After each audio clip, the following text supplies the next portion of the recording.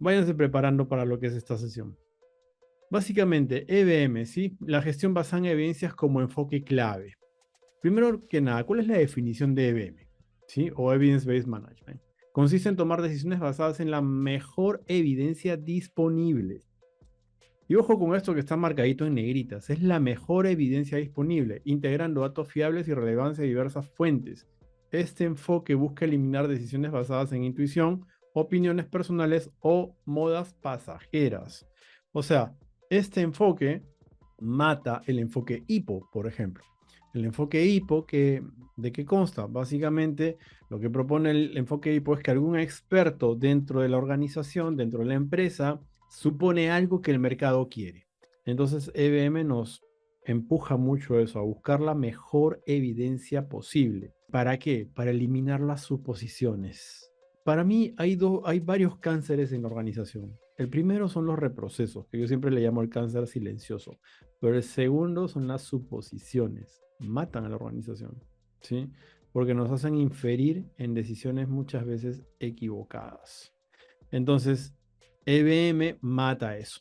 ¿Cuál es el beneficio estratégico? Pues que permite a las empresas navegar con mayor precisión en entornos volátiles, entornos en los que estamos inmersos desde hace muy buen tiempo, ¿no? Asegurando obviamente pues que con los datos reales el juicio y la toma de decisión sea fundamental, ¿ok? Entonces, o mejor dicho, sea mucho más fundamentada. Esto obviamente reduce riesgos. ¿Por qué? Porque si yo estoy tomando decisiones en base a datos, estoy alimentando mi juicio y en ese sentido, ¿sí? Voy a poder ser más preciso también en la justificación y en la argumentación de una decisión. Y esto no significa que seamos netamente estadísticos. Obviamente hay una parte humana en este proceso que es el juicio.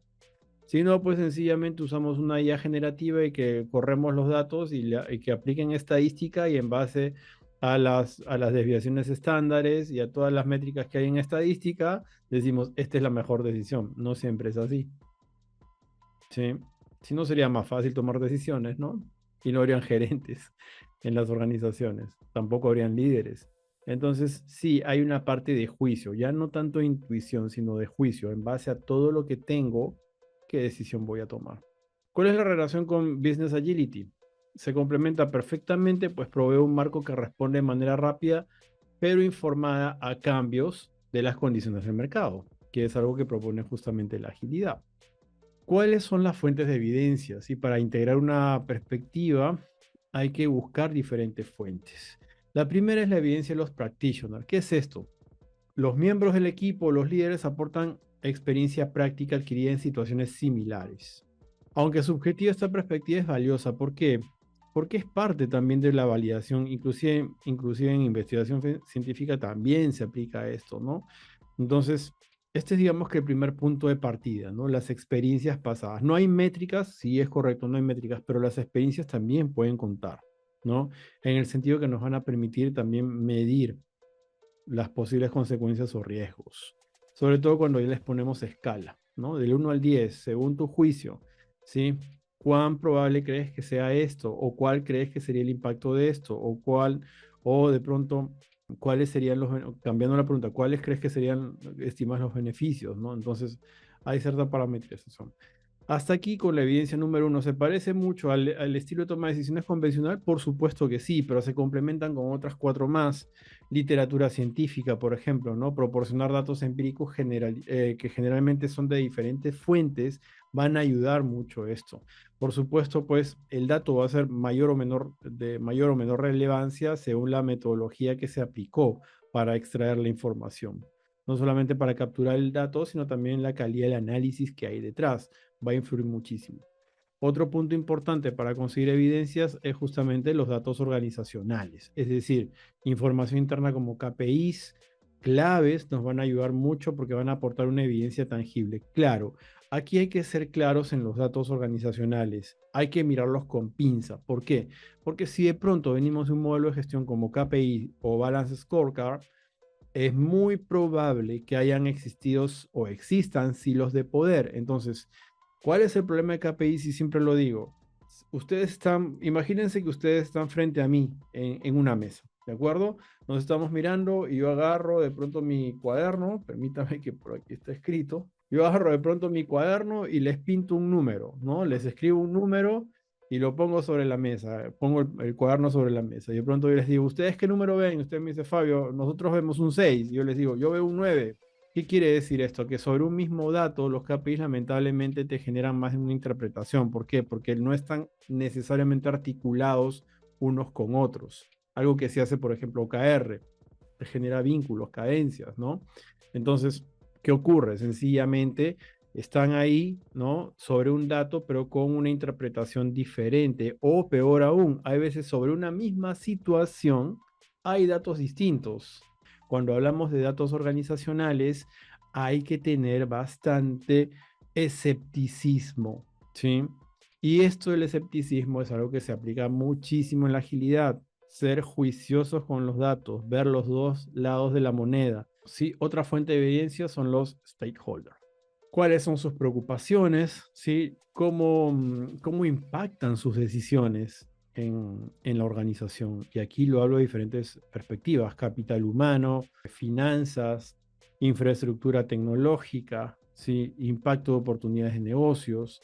Muy, muy importante tener eso.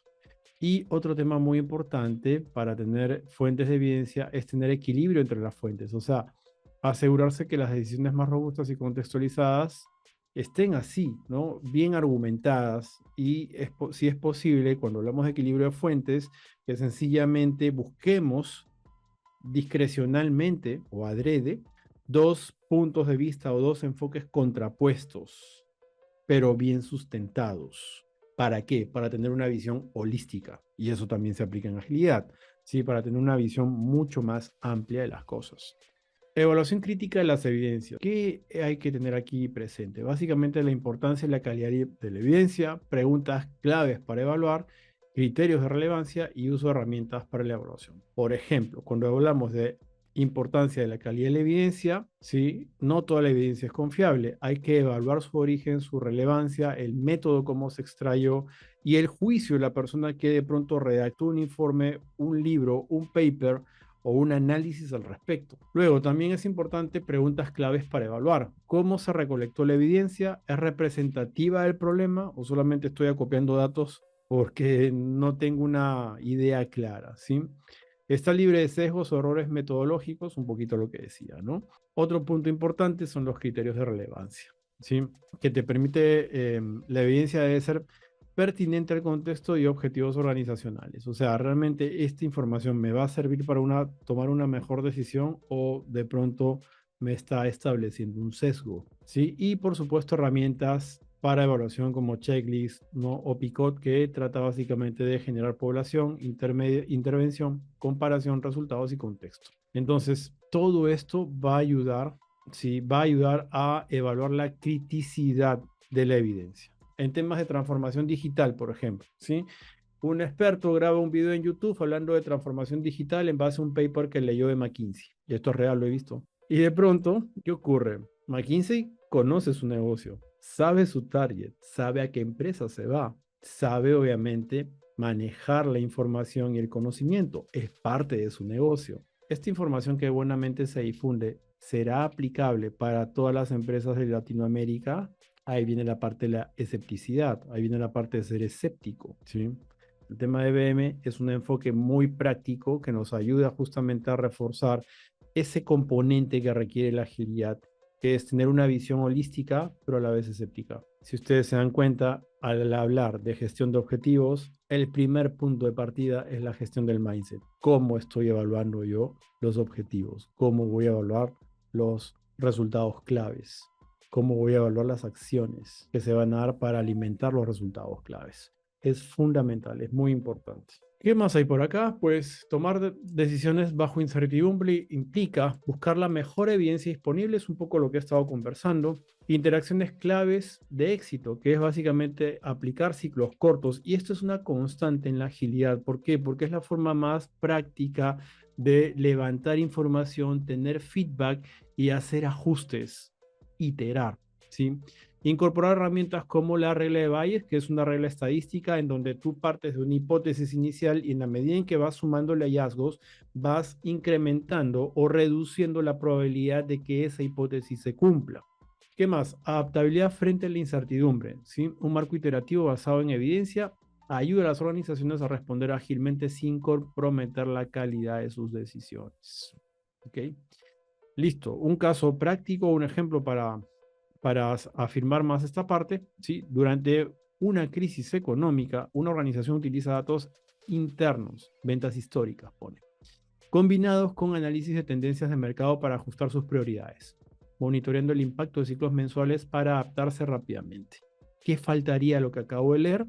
Pues justamente faltaría complementar con otro tipo de evidencias, como encuestas hacia los clientes potenciales, encuestas hacia los clientes recurrentes. Mientras más reciente sea la información, mucho mejor. Otro tema importante, también las muestras que vaya a tomar. Por ejemplo, si yo tengo un montón de información y quiero aplicar una correlación, los eventos mínimos que debo tener para aplicar una correlación, y esto lo dice la estadística, no es invento mío, deben de ser por lo menos 30 eventos.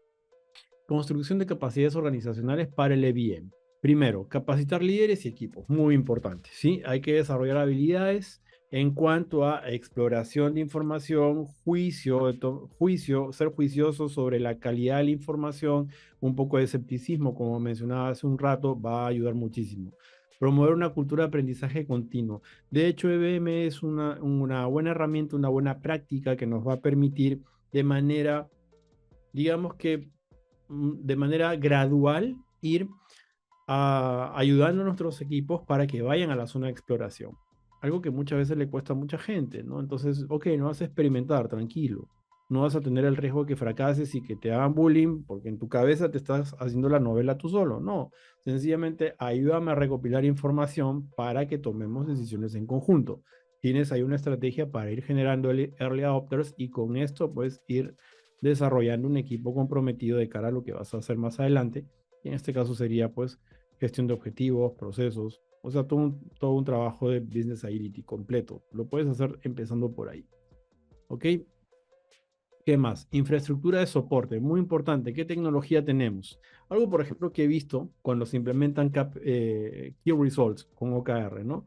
De pronto, gente novel que no conoce mucho la metodología y que tampoco sabe de gestión, o sea, así le pongas KPIs, tampoco te van a dar buenos KPIs o KPIs de calidad, de pronto establecen métricas que suenan lindísimas, pero que son casi nada factibles o poco factibles de obtener la data. Entonces, ¿de qué te sirve eso? ¿Sí? Y es que, bueno, es que de aquí a 3 meses van a desarrollar esta interfaz en el sistema y ahí tendremos la data. Sí, pero aquí a 3 meses estamos muertos todos. O sea, estamos hablando de transformación ágil, estamos hablando de ayudar a la empresa a mitigar errores rápido, tenemos que conseguir data y medir el avance de nuestros resultados, pero right now. O sea, no quedarnos ahí en la ideación, en otras palabras. Entonces, aquí juega un rol muy importante la infraestructura, ¿no? ¿Qué datos me dan los sistemas a nivel interno como para poder analizar? Y yo también, ¿qué herramientas sé manejar para poder analizar datos? No todo es agarrar y poner en un cuadrito de Excel bien bonito o de Power BI, ¿no? Sino también cómo voy a analizar. Por eso les decía hace un rato, el tema de la estadística de aquí al 2025, aprovechando que estamos en un bootcamp sobre el 2025, consideramos que te va a sumar muchísimo si tu organización empieza a aplicar Data Driven, si tu organización empieza a aplicar EBM, si empieza o ya está metido en OKRs, hay que medir, obviamente, puedes hacer una retrospectiva sobre el nivel de acierto de los equipos, por ejemplo, y eso es estadística. El tercer punto importante para la construcción de las capacidades organizacionales para el EBM es un liderazgo comprometido, ¿sí?